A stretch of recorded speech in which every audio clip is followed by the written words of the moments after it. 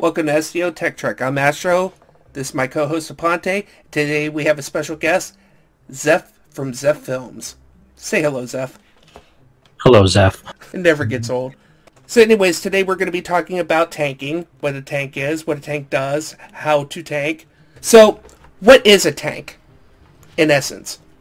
Alright, so the thing I found that I think breaks it down the easiest, a tank redirects enemy attacks or attention toward themselves in order to protect other characters or units. Which I guess basically boils down to they take in the threat, the attacks, to save everybody else's ass, so...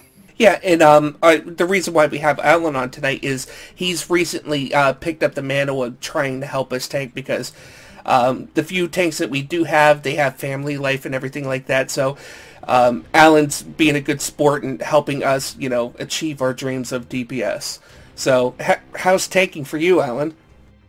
I've actually been tanking for a while now. Yeah, but I mean, you've taken like a break here and there and stuff like that because you got to do your shit porn, bro. Yeah, we need our porn, bro. Yeah, right. Tanking has been definitely interesting with the new season stuff. Where are we in season 14 now? I can't remember. Yeah, I think we're in 14. Yeah, with all the new changes, it's just the old stuff of your typical all your embassy consoles with feedback pulse used to be the thing. Now it's a thing of the past, and feedback pulse is out, and so it's really, in my opinion, for me, it's harder to do DPS tank, threat tank, like I used to. Now it's just I'm just trying to focus more on the threat tank portion of it. So it's been fun. So going off of that, what he said about the plasma console. So the biggest thing, I guess, is if you want to tank, you want to be the person that helps out your team and take in the threat, like we talked about. How are you going to do that? What's going to bring the threat onto you? So some of the things in this game that are set up to do that, everybody has threatening stance. And when you hit threatening stance to activate it, you get plus 200 threat generation. Now, the other thing is, if under your skill tree, as you can see at the bottom there are those choices. The first one under tactical gives you a choice between hanger weaponry or threat control. If you choose threat control, you get plus 100 additional threat while in threatening stance, and negative 100 while not in threatening stance. So right there, that's going to give you plus 300.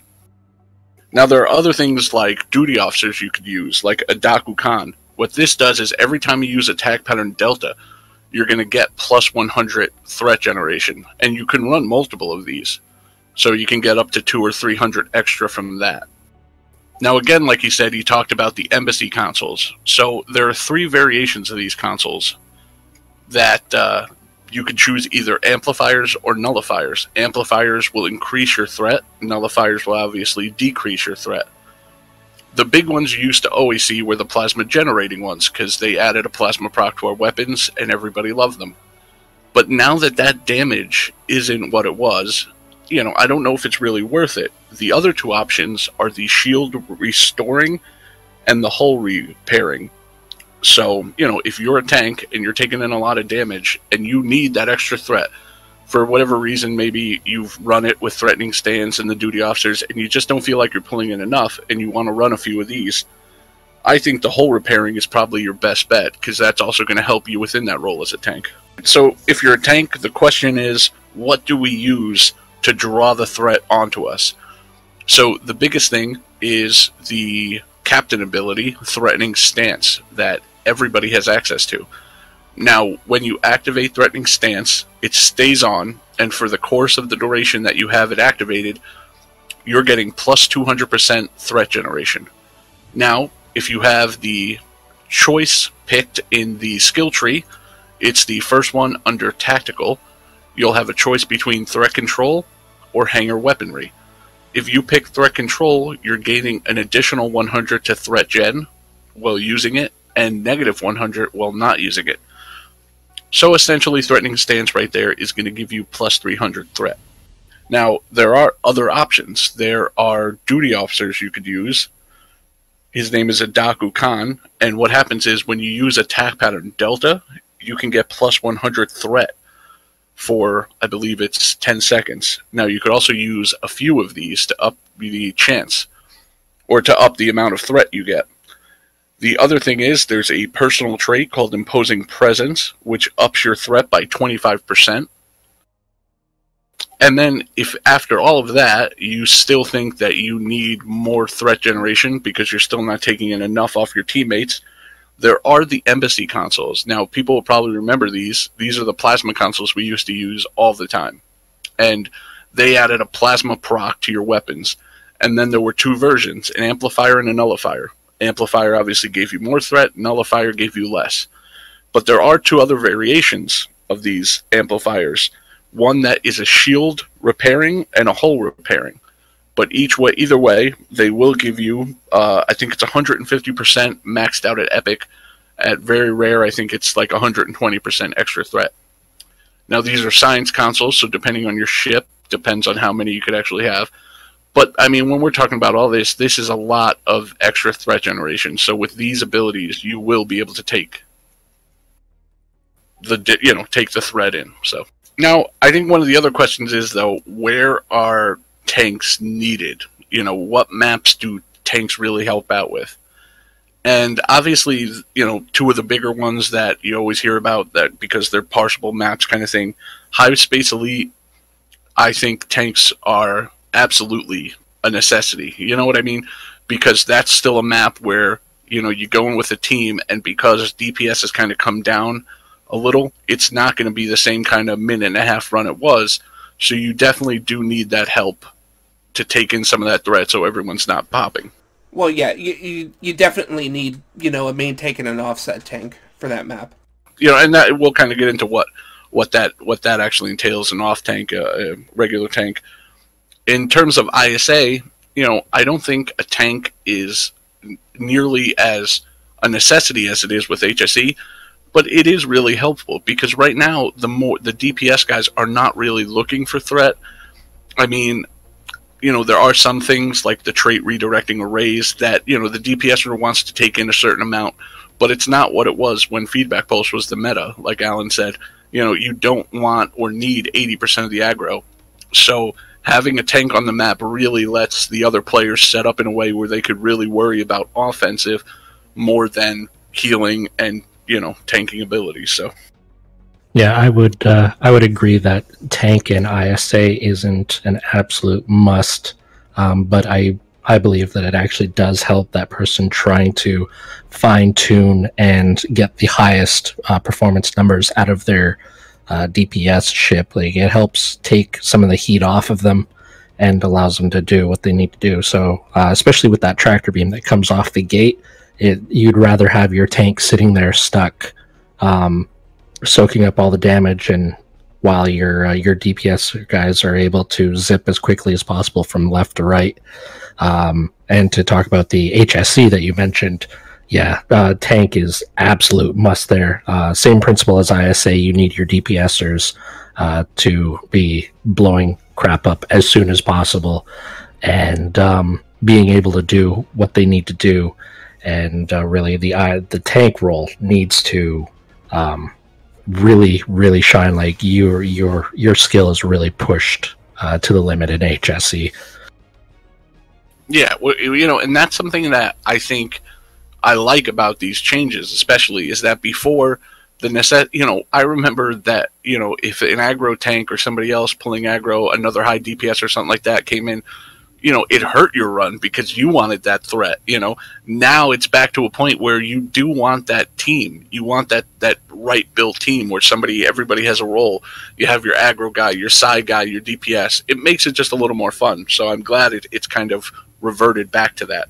I was just going to say, even a tank that has a lot of heals that can spare for some of the other guys in HSC, like even with two tanks, some of the DPSers are going to get blown up by cubes that are activated but out of range of the tank. So having a really good healer tank that can take threat as well, that is a hard ball to juggle, but I think is definitely a necessity in HSC. Yeah. Yeah, I agree with that immensely. I would like to see a lot more quote-unquote healing tanks out there. Yeah, and I mean that's something we'll go into a little more. Is that I mean there's variations on tanks just like there is with any other class with the Psi or your straight up DPS. You know, there's variations. There's straight up just aggro tanks. There's team tanks that might have some more team abilities and debuff.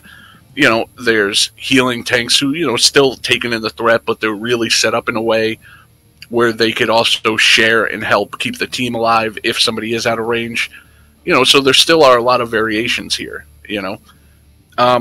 Other maps, I think, see, the biggest thing about a lot of these maps are, you know, you're kind of split up. So having one tank on a run on some of these other STFs isn't going to be as helpful as it is for something like ISA and HSE, where the team kind of flows together.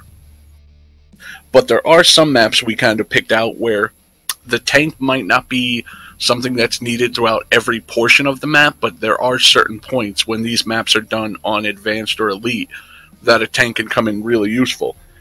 One of those we were talking about is Counterpoint. If you're trying to go for all the objectives in a Counterpoint Elite, and you know, the first part you go in and you just have to take out the waves of Terrans, well, yeah, a tank could help out there, absolutely. Just keep the threat off the DPS guys. But the really big part is during the last, or the second to last phase, when you are running teams from Deep Space Nine to Terok Nor, and the goal is to keep DS9 over a certain amount of health. Having a tank planted over Deep Space Nine helps take that threat off of Deep Space Nine, you know, which kind of goes back to that definition, like we said, to protect other characters or units. In this case, you're protecting DS9, the actual NPC entity, you know, and that really helps there. Another one would be Corfez. Now, Corfez, depending on which ones you get, the team's kind of split up, but that first part right now, you know, it's not as easy as it once was. You don't just kind of blow right through them. So having a tank there kind of helps the team work from left to right to take out the first enemies, and it could also help during the boss fight. You know, and then there's other ones that we talked about, like Draenor Gauntlet. You know, if you're playing it on Advanced or Elite, that could help out to protect those the bases that you have to cover. Procyon 5, a tank could come in handy, helping to protect the Enterprise J, and even kind of moving around the portals with the team. And then another big one, especially if you're doing it on Elite, you know, one of the better, one of the better strategies for disconnected Elite, if you want to take care of it, is to send 3 aggro tanks in, one to the left, one straight, and one to the right. And those guys are literally going to sit there, and they're going to take in all the enemy attacks, while 2 runners run from left to middle and from right to middle, clearing out those Borg ships that you have to disconnect from, you know, the hive. So 3 tanks in there, and that's a real good test right there, especially on Elite, where those guys just have to sit there and take that punishment through all 3 of those rounds. You know, so there are more than just ISA and HSE where tanks are viable, useful, and, you know, and really fun to do. So it's not like, you know, you're just putting together a build for 2 maps and that's it. You know, so one big thing I find sometimes is that, and I don't think, you know, this is intentional, I just think they kind of misunderstand what the role is. I see a lot of people talking about, you know, how they're really good, they have a really good tank ship, or they're really built for it to survive. And the thing is, though, you can be built to survive all you want, but if you're not actually intentionally taking in threat, then, you know, then it's not a tank, though. You know what I mean? Like, that's just a ship that's built to survive, which is fine. But a tank, by definition, actually has to be taunting and taking aggro and taking in that threat from the enemy players to help the team. Yeah, I believe that if you're tanking, if you're not taking in threat, you're not doing anybody any good, because you're not going to have enough heal bridge officer powers to keep up with the amount of damage that a high DPSer is taking. Because if somebody's taking a high amount of DPS and you're not taking threat, chances are they're taking threat, and you'll have maybe 2 or 3 bridge officer abilities. Like Hazard Emitters is a nominal, like, well, not nominal, but it's a not really a great hull heal. Engineering Team, that's great. That'll last you, like, you'll have to wait 15 seconds before that comes up. And Auxiliary Power to Structural Integrity, that's a good heal, but that's 3. And if they're taking a crap ton of threat, that's not, like, you're gonna maybe keep them in for an extra 5 seconds before they pop. So 100% agree that if you're not taking threat, you're doing it wrong. Yeah, I mean there are instances where like a debuff healer role is something, but you know it's definitely not what a tank is, and you know it could be in a circumstance like how we talked about HSE. You have a tank and then you have an off tank. So what we kind of mean there is you have that big threat tank that is built to take in 40 to 50% of the aggro in there. And then a secondary tank who's probably looking to take in 25 to 30%. And after that, you only have, 15 to 20% that's being split up between the other three. That is a really nice mix. And that off tank, since he's not taking as much as the main, he could have a different kind of role. He could be an off tank healer whose secondary job is to heal the tank if he needs help, because that's important to keep him alive, or to throw some heals out to the DPSers, things like that. Or he's a drain off tank. I mean, there's so many different variants, not to go into all that. But the absolute tank, he has to take threat, and like we said, it's not just about, I have a bunch of heals, I could stay alive. You can stay alive, but that doesn't do your team any good. I mean, that's it. Exactly, right there. So, and guaranteed, once your teammates are gone, then by default, you're going to be taking the threat, because you're the only one left. And then you're going to blow up, and that's just, it's bad time all around. All right, so obviously there's a lot of traits, a lot of, starship traits, personal traits, space sets. And obviously if we were going to break down every which one, we'd be here for a really long time. And as we've done with other topics in the past, we like to kind of give you a rundown on what that kind of build and style is, and then go into some of the the more popular things, some of the better things you see within those builds. And we're going to get into some of that, but first we actually put out there for some fans of STO Tech Trek, some people who listen, to actually give us some questions on this topic. So we're going to answer a few of those now. So we have one from James Bryce. What are the best traits for tanking? What are the ideal power settings? And what specializations are most suited for tanking? Alright, so obviously that's a three-part question, but first let's talk about starship traits, so personal traits, starship, and rep traits. Now obviously there are a lot of them, so we don't really have the time to go over every single one. But we're going to go over some of the more important ones that we think, are really good. Obviously starship trait-wise, invincible is a really big one. When reduced below 5% hull, plus 50 incoming healing to self for 8 seconds, plus 50 incoming shield healing to self for 8 seconds. Unkillable for 8 seconds. Once activated, this trait cannot trigger again for 120 seconds, so 2 minutes. So essentially, this keeps you alive for 8 seconds, even when you should be dead, and gives you a 50% bonus to shield and hull heals during that time. So that's a really nice one. You can't leave home without that one. I understand that it comes off of a T6 ship. It's fairly expensive, but if you're going to be a tank, you have to invest into it. Yeah, I mean, I still, there are the same thing. There is the high-end tank and kind of the free-to-play or budget tank. But, I mean, no matter what you're doing, I think if you're a tank, if you really like that role and that's your thing, if there's one thing you're going to go after, I think Invincible should be it. Agreed. Then we have the Honored Dead starship trait. Now, this is a new one, and if you've listened to the show, you've absolutely heard us talking about it lately. So it has been fixed. We don't like the word nerf for this because it's been brought back down a little, but it still is really good and really, really inexpensive right now. So after receiving 10,000 cumulative damage, gain a stack of Honored Dead, which adds plus 10 all damage resistance rating and plus 1 health regeneration, max 20 stacks, infinite duration. While at 20 stacks, subsequent activations instead grant 10,000 temporary hit points for 40 seconds. While not in combat, lose 1 stack of Honored Dead every 2 seconds unless cloaked. So pretty much that, from the minute you go into combat, you're going to start gaining plus 10 to all damage resistance rating, all the way up to plus 200. You're also going to gain the health regen, and then after you hit those 20 stacks, each stack after that is now going to give you temporary hit points. So it's a really nice tanking trait. Well, yeah, but I mean, you don't have to be a tank to run this trait as well. This trait can be used on pretty much any other build out there if you don't have a nice starship trait to, fulfill what you got going on. Because, sometimes you just like to pug it. This is the trait for you. No, absolutely.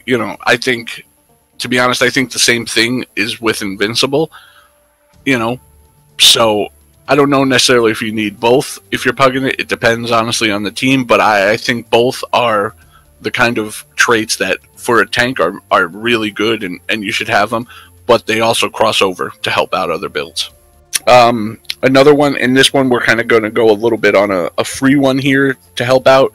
It's a mission reward from House Pog in the Iconian arc. It's the best defense. So the best defense is giving you 2 self plus 25% hull healing for 10 seconds after you activate a attack pattern ability. So, not bad for a free one that could be picked up from anybody. Well, I mean, I don't normally use it on any tanking that I do per se, but it's definitely something that I've messed with in PvP. Yeah, I mean, I think there are better, but again, I kind of wanted to throw out some of the real high-end ones, and then other ones that are a little more anybody can kind of pick up if you're just trying to get into tanking for the first time and kind of mess around with it. There still are options available to you. And then for our next one, we got Council of Thought. This comes from the Oden, I believe. The benefits of awareness offered by having coordinated allies nearby. Gaining increased defense and damage resistance for each ally within 10 kilometers. This one's really cool because, like right now, I'm going to take it off real quick. I'm sitting at 34 resist right now in sector space at ESD. And now that I turn it on, I'm up to 45%. Just sitting here, and I have about 6 people surrounding me. This is really good, especially in HSE scenario, because more or less you want to group up together and go in kind of slow, and as long as your other 4 teammates are around you, you're going to just be stacking up the resist. It's amazing in my opinion. Yeah, I agree with you, because kind of like we said, when we do HSE, it's to the benefit of the DPS guys to stay close to their tanks. And this trait is nice because it kind of works the opposite now, where having those DPS guys and the rest of your team around you are also going to help your tanking. So it's a nice balance. Another one, going the extra mile. Going the extra mile you get after you purchase 15 abilities in the Miracle Worker tree. And what this gives you is improves the effectiveness of your captain and bridge officer heals. Additionally, if you heal somebody while they are above 90% maximum hull, they additionally gain a boost to maximum hull capacity for a short duration. So enhance specific powers, plus 10% increased shield and hull healing. If healed target is above 90% hull, plus 10% maximum hit points for 20 seconds, does not stack. And you do not have to have the Miracle Worker tree selected as an active specialization. I think once you spend the 15, that's yours to use whenever. Yeah, which is similar. Yeah, there's actually been a few from these specializations that have been pretty nice free traits. And if you're in a position where you want to do tanking, this one, I think it's good. I don't think it's high end, but again, you're looking to get into that and you don't have a lot right now. That's something else that, you don't have to go spend on. Just after time of filling up Miracle Worker, you get it. So I'm just going to add, if you end up spending 30 points in the Miracle Worker tree, then you will get improved going the extra mile, which will give you plus 15% increased shield and hull healing. And if healed target is at or above 90% hull, then they will get plus 15% maximum hit points for 20 seconds and still does not stack. So now we're going to talk about some personal traits. Again, there's a real lot of them, so we're just kind of picking out a few of the really good high-end ones and then a few of the ones that kind of everybody can get or, pick up. So first we have our molecular, our particle, and our impact defense specialist. Impact is going to give us plus 10% physical and kinetic damage resist. Molecular is going to give us plus 10 to Phaser, Disruptor, and Plasma damage resist. And Particle is Tetrion, Polaron, and Anti-Proton. So obviously, let's say you're going up against the Borg, you could pick Molecular and Impact, so you get your resistance to Plasma and Kinetic. You know, so this is something you just kind of pick out depending on who you're going up against. Another one we have that I believe also is a mission reward pickup is Nanite Repair Matrix. When hull drops below 50%, gain, for me, it says 6,600 hit points.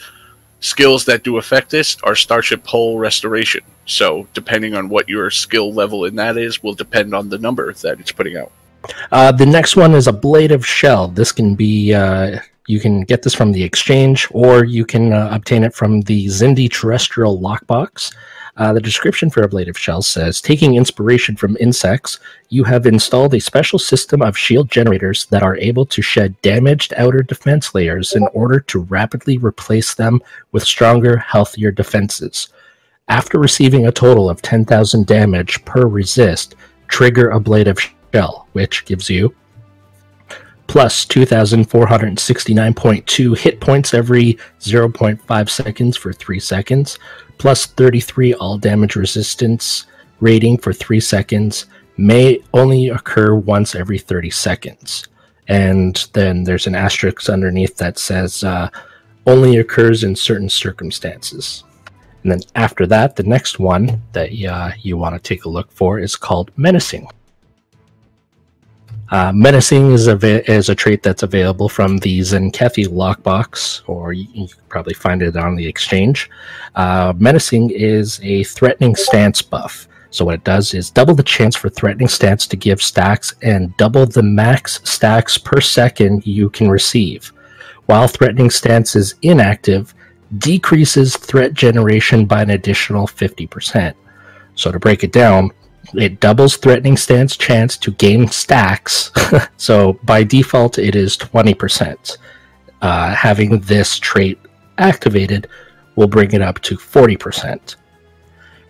Doubles threatening stance max stacks gained per second.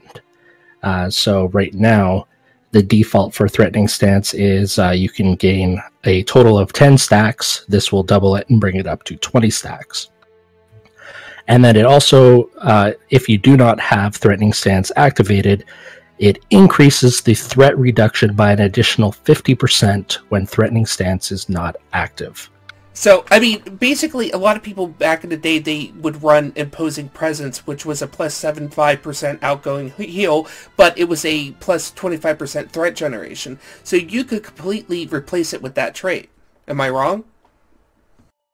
No, yeah, absolutely. I mean, because if you're looking at it, anytime you're taking damage, you have a 40% chance to gain a stack. So, you know, you're going to be taking a lot of damage as a tank, and a 40% chance is really nice. So, essentially, this is going to proc a lot. So, you know, I think so.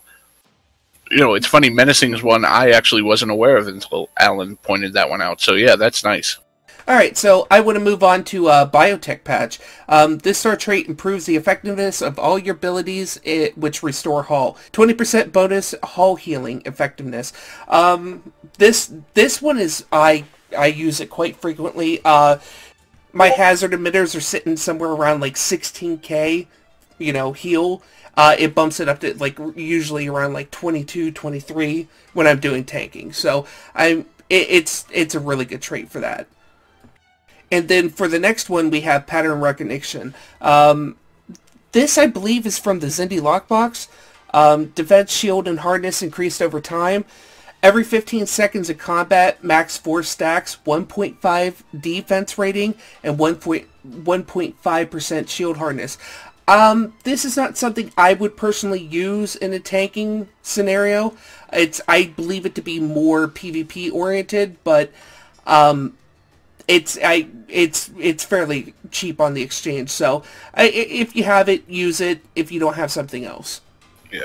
One place I could see it is, and one trait we didn't necessarily talk about, it's helpful for tanks, but it doesn't help the tanking, but the Starship trait Reciprocity, which is going to bring down your cooldowns every time you're missed.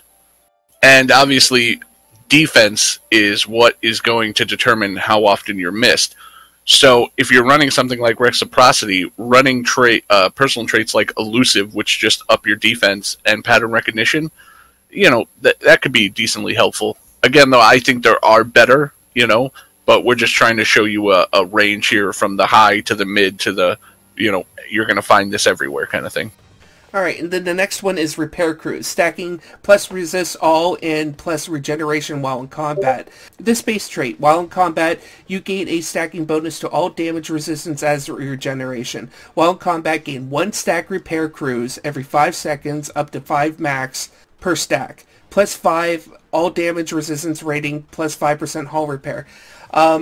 See, this one is really good when you're using the anchored trait, because when I'm tanking, I also like to do DPS, so I throw on anchored quite a bit because I sit and just take it all in. I want to do DPS. This helps negate some of the stacks put on you that you know, take away your resist overall. So yeah. Yeah, I mean, putting this on pretty much gives you anchored for free in terms of you're not really going to see that negative damage resistance. Now, one thing we did talk obviously about Honored Dead and how much it does. So when we're talking about damage resistance, there are diminishing returns and there are kind of a cap where it's going to, you know, where you're going to stop seeing it. So after a while, depending on how much you have, some of these things might start to not be as useful, because the amount of damage resistance they're actually giving you is not going to be anywhere near what it's saying. So, you know, this one in terms of, let's say you're running Starship traits and Honored Dead, you know, you don't have it. Obviously, it's pretty cheap, but you're going in another direction kind of with your Starship traits. This is a really nice personal trait, you know, but after a while, you don't need to kind of stack so many of these if you do have Honored Dead. So that's just something to be aware of. So now, you know, we're going to kind of go into it a little more in a little bit, that, you know, what classes can tank. Is it only for engineering science? Well, you know, absolutely not. All 3 can do it. It's just a little different. So if you are tanking on a tactical, there are a couple abilities that really come in handy. One of those would be Last Ditch Effort. If you're a tactical captain, you have Go Down Fighting, which for 15 seconds is going to give you plus 20% all damage resistance rating, and plus 50% bonus all damage, which is Cat 2. If you have Last Ditch Effort equipped, it's actually going to give you plus 60 all damage resistance rating for that 15 seconds, which is really nice. Now, another one that kind of works in conjunction with that, which this is not necessarily just for a tank, but all tacticals should be running this, is A Good Day to Die. A Good Day to Die allows you to activate Go Down Fighting at 100% health, because normally Go Down Fighting isn't activatable until you're under 50%. And obviously then the damage starts to scale. The lower you get, the damage goes up. But if you have Good Day to Die, you can hit it at 100%, and the bonuses you will get are the ones that are locked in at 50%. So you get the plus 50 all damage, and you'll get the plus 60 all damage resistance rating if running Last Ditch Effort. And now quickly, just to go over, you know, again, there's a few of them, but just 3 of the better space reputation traits. These are the traits that you get as you continue to fill out your reputations and get them to the higher tiers. So one is Advanced Hull Reinforcement. This is just a passive plus 10 bonus all damage resistance rating. Then you have Velocity Attenuators. This is a plus 20 to physical damage resistance rating and plus 20 to kinetic, which is really nice. And then there is Auxiliary Power Configuration. Now this is based off of your auxiliary power, which, you know, again, back to the question, we'll kind of talk about your power levels here. But based on your auxiliary power, you're going to get damage resistance rating, maximum hit points, and maximum shield cap.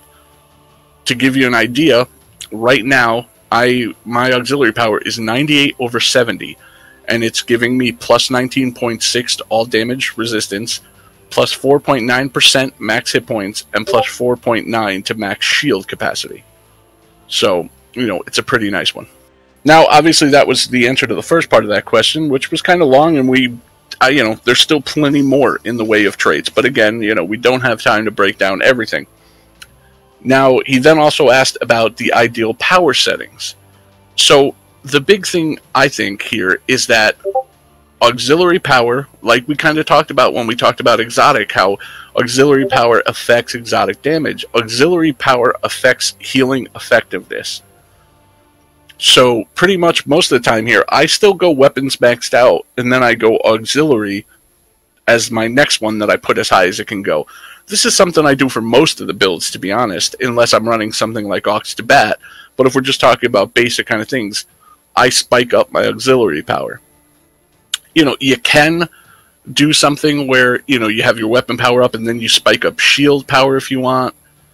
You know, if that's kind of what you're going for. But as we'll kind of get into, I'm not a big fan of shields, you know, so I don't want to waste that power there. I'd rather my healing be a little bit better, and then also it helps out with the auxiliary power configuration defense.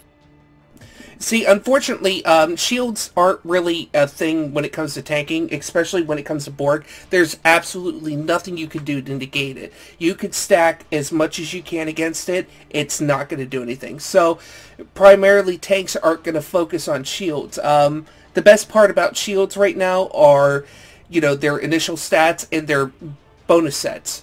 Yeah, I mean, I have to agree with you there. Is shield tanking a thing that's possible? Yeah, you know, sure. But is it really viable? Is it the easier way or the better way to go? I don't think so. Because, again, as we talked about, there are other maps and enemies to tank other than just the Borg. But with the Borg, it's absolutely useless. It doesn't matter. You know, I know everyone says, oh, but, you know, your drain skill is also giving you a defense against drain, all right? As we talked about in the drain show, Tankia, who has more drain than anybody I've ever seen, will still lose his shields in the snap of a finger. So in there, it's not really worth it. But, you know, still overall in other maps, shields, they're kind of something that, you know, they're going to take a little bit of a beating, and then after that, you know, it's all about hull tanking. To be honest, on my tanks, I don't even have, I think, you know, maybe the only one I'll use here and there, and this is more if I'm kind of tanking and healing, I'll use extend shields or something, but I'm not messing with science team or transfer shield strength, you know, I kind of let my shields do what they're going to do. Just to add to the shield thing, one thing that and it doesn't matter in the Borg because we already discussed that part, but one shield ability that is a go-to for me always is reverse shield polarity. I find that ability does help me out a lot, even if it's reverse shield polarity 1. Oh, I agree immensely with that. It's probably the only decent one against the Borg to use. Well, see, because that's the one thing is, even looking at shields as just something to eat HP for a little while, with reverse shield polarity, you know, it keeps on regenerating those shields. So if you're in a crucial state where you're really low and you don't have any of those big hull heals or anything like that, reverse shield polarity, you know, lets you kind of sit in that area and let them beat up on those shields that keep coming back, granting you the time you need to get your heals in order or to get out of dodge. So yeah, you're right on that one. Reverse shield polarity is one that is absolutely useful. And again, if you're going in that direction, that's one I put on most of my tank builds. You know, in terms of duty officers, which we might get into a little more, but, you know, there's a duty officer that extends the duration for reverse shield polarity. That one, I think, is really helpful to use in conjunction with it. Yeah, if you use the purple, I believe it's 8 seconds. Yeah. I think it drops down to 6 or 7 seconds for blue, and then 5-ish for green. I'm not 100% sure on that. So anyways, I'm sitting here with reverse shield polarity 2, and it's up for 24 seconds. I believe when you have shield polarity 3 on, it takes it up to 28 seconds. So that's 28 seconds total with the DOF that you're just getting pounded on, and it's regenerating shields. Yeah, to me, that's really the only time that I look to shields to kind of save me. You know, I don't really mess around with shield cap kind of stuff or the science team. I mean, you know, again, if you're using science team against a certain enemy to remove a science debuff, you know, there I understand that. But for the actual shield regen, I don't see it. Yeah, I would say Corfez science team is a must. Yeah, exactly. And again, that's building to who you're fighting, and it's for the debuff of the science effect. So, and to finish out James Bryce's question, which has been a big portion here, but he asked a lot of good stuff. The last part is, what specializations are most suited for tanking? So, right now the easy answer would be Temporal Operative primary, and then Strategist secondary. And, that's still the way I go. Temporal Operative is really nice because it's going to give you things like the immunity to torpedoes once every 45 seconds. It's going to give you continuity, which is, the big one there in Tier 4. When reduced below 10% hull, trigger continuity. Max once per 3 minutes. When triggered, apply to self. It's a teleport back, and you're going to gain 36,000 hit points. Again, I'm sure that actually is affected by your skills. And 13,000 shield restoration per facing. Now, if you have the rest of them... Now, if you have Threatening Stance on, you actually don't get the teleport. What you will get is the hit points and the shield restoration. And it will also reduce cooldowns by 50%, which really helpful in that situation. A lot of people are going to say, what about Miracle Worker? So Miracle Worker for me, it's something I haven't... I've looked at it, I've looked into it, I've seen some of the things, there's some things that are interesting. I haven't tested it with a tank yet, so what I'm saying is going to be based off what I'm reading here. So you kind of got to take that as what it is. It's something I have to test a little more. But, the thing about it is, I understand that you think, okay, I'm tanking, so healing's a big part of it. A lot of my tanking is done built off the build in terms of damage resistance, things like that. My engineer tank is a team debuff tank. Now, we're not going to go into that in all full what that means, but pretty much it's just I'm there to also debuff on the map and support the team while still taking in the threat for them. Now, he's built on an engineer, so pretty much I'm tanking ISA with 70 or 80% of the threat. And I'm pretty much just tanking this with Miraculous Repair 3, which is the big heal that's built into the engineering class. And Miracle Worker, if we're talking kind of how we talked about the secondary tank, the off tank, maybe doing some healing and stuff, the biggest thing is that this is giving you, it's boosting your critical chance and severity in terms of healing, meaning your heals are going to put out a lot more in that circumstance. But overall, anything I see here, I don't see it as something that actually is going to replace Temporal Operative. So once you have Temporal and Strategist completely fleshed out, then I would start dumping the points into the Miracle Worker skill tree so you can get the going the extra mile trait. And as far as Strategist secondary, I actually made a mistake before. The immunity to torpedoes once every 45 seconds that I said, that's actually in Strategist.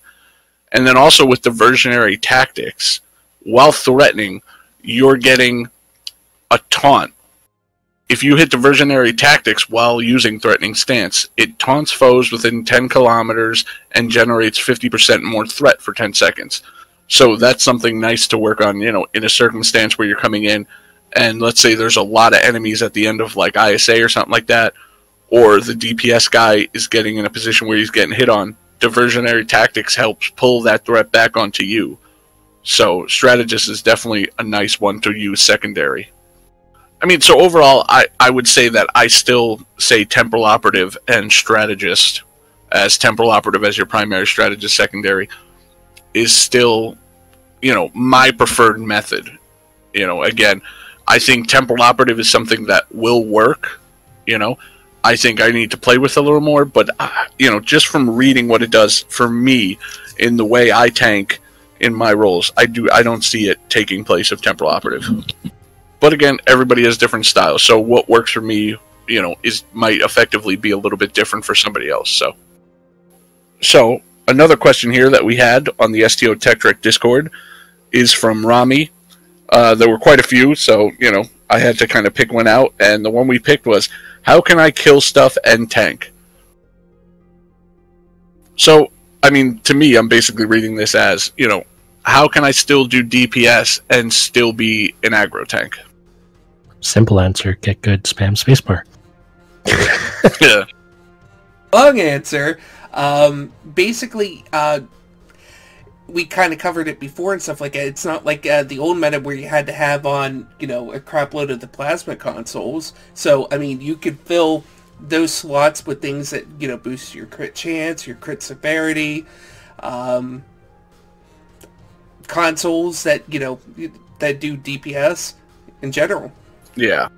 I mean, so, here it is. I know we haven't really gone over it, full kind of builds in terms of tanking, because again, tanking is a big subject and there's a lot to it.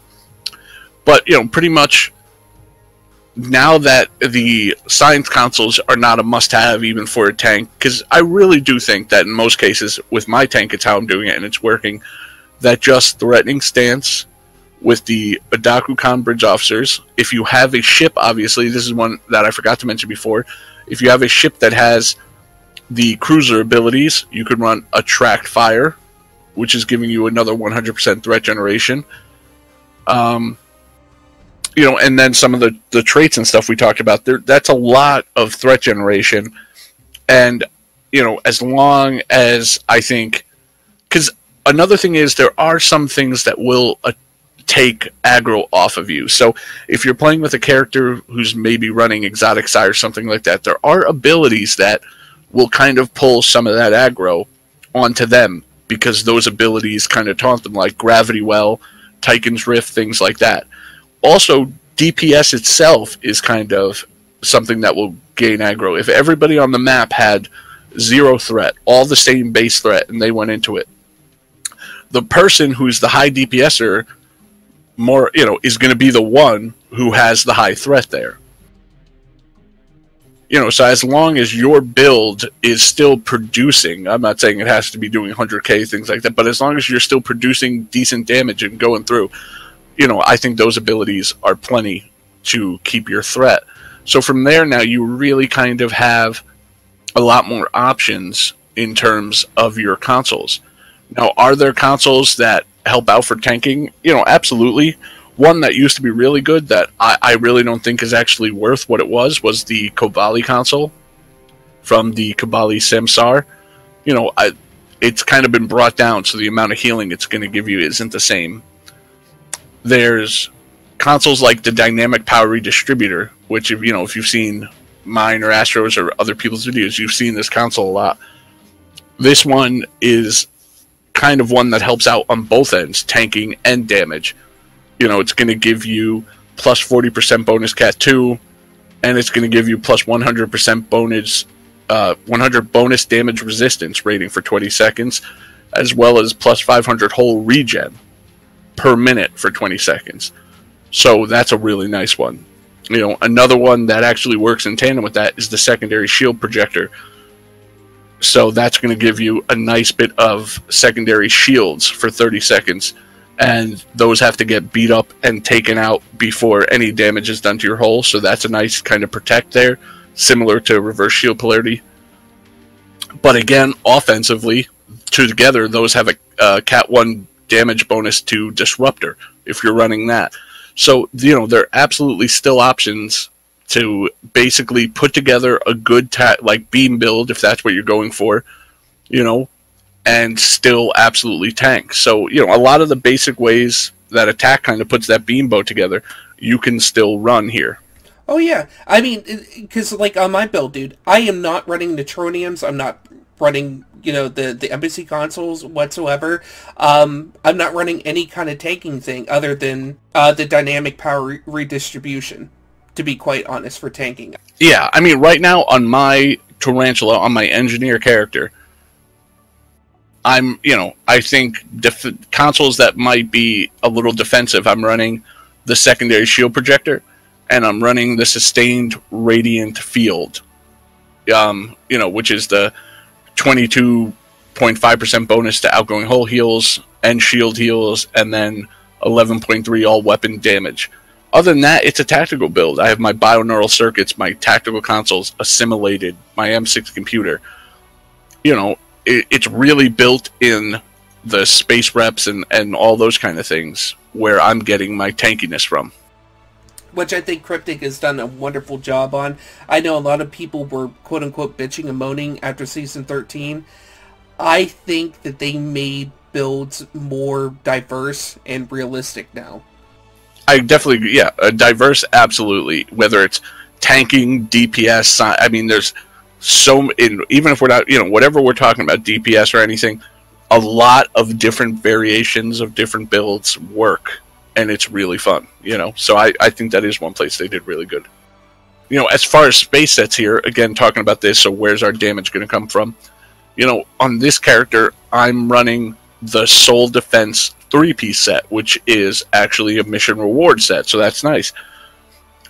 I'm running this because, the character, I got it to the DPS I kind of wanted in that 70k range for ISA for an engineer, and now I wanted to have some abilities to support the team.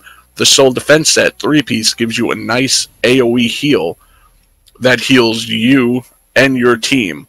It's plus 12,000 hit points to allied ships within 10-kilometer radius, max 5 targets. Affected ships restore plus 3,000 hit points. And it's a free set. Yeah, So, and again, this is affected by your whole healing, so those numbers obviously vary. But if that's something you think you have enough heals or something like that, you can go for a more offensive. You can go with the Colony Deflector and the Nakora 2-piece, and so pretty much the build can be put together in a normal kind of tactical way. I mean, and right there, I'm kind of just talking about an engineer. So,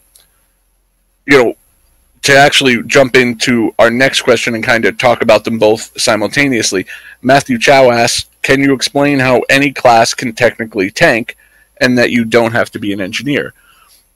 So that's what we're talking about here, is that, obviously, if you're a tactical and you want to set your tactical up to tank, you have more options DPS-wise. It's a little easier to find that DPS on a tactical.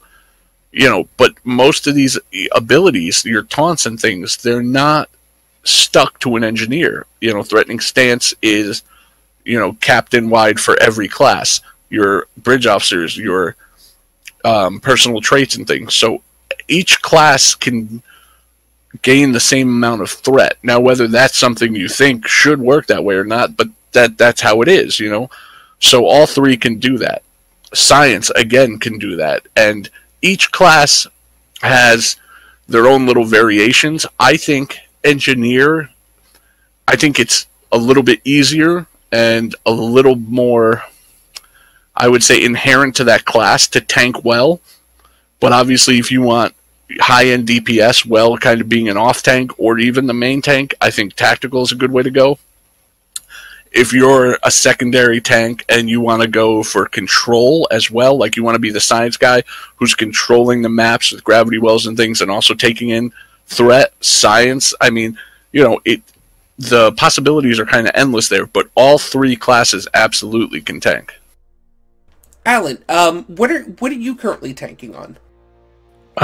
Ship-wise, I'm using, majority is the Psi-Audi T6. But I mean, you're on a Tactoon, correct? Oh yeah, tactical. Yeah, you pull up to like 75% of the threat in a good chunk of the maps when ISA, HSE type scenarios. Yeah, I think the highest I've pulled in ISA was 78% threat, and in, oh my god, HSE, I think I want to say high 50s, because there's usually 2 tanks, and it's, yeah. Yeah, so, I mean, it's not limited to only one class, but one class definitely does it better, and that's going to be Engineer, to be quite honest. But, to break it off, like what we were saying, like, the different types of classes, what they could do with the tank. You know, like the science debuffs. Yeah. Yeah. Yeah. I think engineer would specialize more in the healing tank, if anything. Yeah, you could say it where a tactical is a little more like we talked about, where the ship and the traits are kind of what build a tank, and it's pretty much just a natural tank. I mean, there are going to be heals and whatnot on there, but it's just the ship itself is built with its resistances and things like that to be able to take that kind of damage without having to heal a lot. A science, I mean, again, not something that I personally find to be the way to do it, shield tanking. But a science obviously has a lot more in the way of shield heals and things that could be helpful there. A lot more science abilities depending on the ship they're using. So, I mean, there's a lot of variations. It's kind of finding which one works for you and what class you really want to go with. You know, I think, like with other things, there is no this is the only way to do it. You know what I mean? We're kind of giving you our opinions of what we've seen and used in terms of traits and things like that are kind of the ones we would go with. But there is no it's this way or you're an idiot. I mean, it's play around with it, see what works for you, see what you want to do.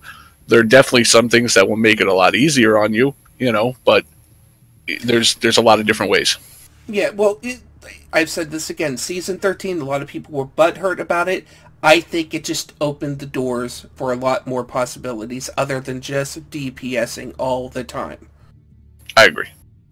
Also within that, I think there was a couple people who kind of asked about ships. Now,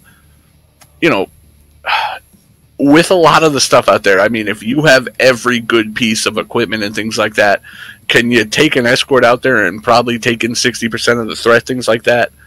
You probably could, when I say a good ship for tanking, I'm talking about something that's going to be, make your life a little bit easier. Something that kind of has that built-in seating that's good for tanking. It's got that kind of built-in damage resist, like I think the Psi and the Operations Adi do. They got that good hit points, things like that. Boy, don't you forget about the Miracle Worker there. Yep, the Miracle. I only have the tactical one. And I think that ship itself, the tactical one, is a good tank. I think for me, the couple of ships that I really go to in terms of tanking, right now my engineer is flying the Tarantula because, again, like I talked about, it's more of a team debuff, so it's got some beta pets there. The both Adis, the Operations and Psi Adi, I love them both. I think they're great tanks. I am a fan of the Odyssey class, though. The Guardian class. I guess it also depends. Is this something you want to take a real good DPS tank out into? Then you want to start looking at the seeding to see what, how offensive you can make it. That's one thing I like about the Tarantula. It has intel seeding, decent seating for both science, engineering, and fitting your tactical in there. So this one was a good pick for me on my engineer, Alright, so on Google Plus, on the Star Trek site there, Joan King said, what's the best weapon type for tank and why? Realistically, it's not going to make that huge of a difference. People focus too much on energy types and stuff like that, but realistically, it's still probably going to be Disruptor, just basic Disruptors, and then coalitions if other people are running coalitions. What's your guys' take on that? I mean, again, I guess if you're trying to do a varied version of a tank, there are situations maybe where you'd run with other stuff, but pretty much I think, the tank is kind of already a built-in kind of support ship, and I don't mean nanny or anything like that. I'm just talking about a support to the team. So, if the DPSers are running, Disruptor, coalitions could work, but again, a regular just Disruptor build kind of makes it perfect for everybody on the team in any map. I have seen people who they like to switch it up just because they don't want to use Disruptor all the time. Maybe they'll use Polaron, and they'll have a kind of drain kind of thing going on. Tetrion, I'm not a big fan of Tetrion people, but have at it, have fun with it. Tetrion looks good. I'm not gonna lie, it looks good. Now there are weapons that help tanking, to be honest. Are they worth it? It depends, I guess. I don't think they're weapons that need to be used. I don't think, like any tank, this is going to make or break and be the difference maker. But again, if you really just want to kind of play around and change it up, I get that. Not everything is about fully min-maxing, and you can still do plenty of good damage with these. There's the Radiant Anti-Proton, which is an anti-proton beam, so, still going to do nice if it has good mods. And their proc is actually granting you temporary hit points for, I believe, like 5 seconds whenever they proc. So those are interesting. The new Discovery weapons, both the Phaser and Disruptor. Problem is, neither of them have the Phaser or Disruptor proc, but if you get the Integrity-linked version, you're getting plus hull cap and hull restoration, I believe it is. So those are helping your tankiness. The emitter-linked ones are the same for shield. So there are actually some weapons that kind of give back to the tank. But pretty much I still think that, if you're going for a mix of supporting the team, doing some good damage, I still, to be honest, think it's Disruptor. Might be boring, but probably the best.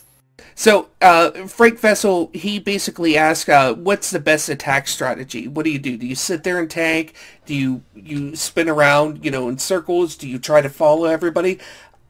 Me, personally, like when we're doing HSC, it's a slow, one straight shot to the queen. We usually start from the left.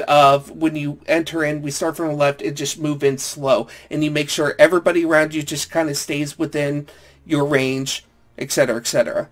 And basically, the same thing kind of applies to ISA and most maps as well. You're not flying all over the place. You're not chasing down spheres. Your job is to sit there in the middle of everything and take it. Yeah, I agree with that. I think the most important thing is not necessarily if you're stopping or going at full impulse or something like that. I think it's to make sure that you're within range of your team. If you want to run something in ISA like pedal to the metal to up your damage while still tanking, the biggest thing I think is just to make sure that you have the kind of ship that can travel at that kind of speed and still always be within range.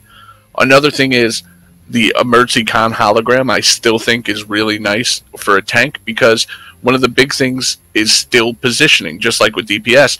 And if your whole team gets to the right side without you, then you taking threat doesn't really help them for that period of time while you're not there.